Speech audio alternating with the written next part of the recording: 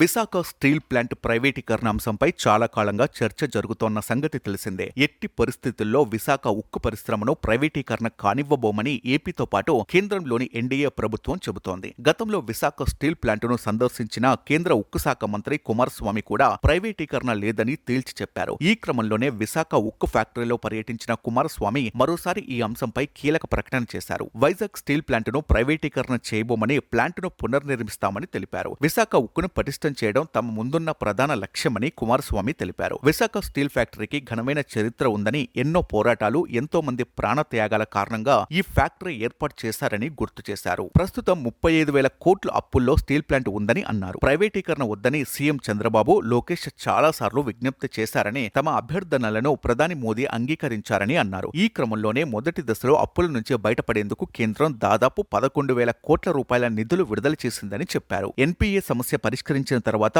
2 ఫార్మేసులు సమర్థవంతంగా నిర్వహించడంలో కార్మికులు సక్సెస్ అయ్యారని తెలిపారు. ప్రస్తుతం స్టీల్ ప్లాంట్ సమర్థవంతంగా పనిచేస్తోందని, కార్మికుల ఇబ్బందులను 3 నెలల్లో పరిష్కరిస్తామని చెప్పారు. వైజాగ్ స్టీలును నంబర్ 1 ప్లాంట్ గా మారుస్తామని చెప్పారు. తమకు సహకరించమని కోరామని, అందుకు యూనియన్లు అంగీకరించాయని అన్నారు.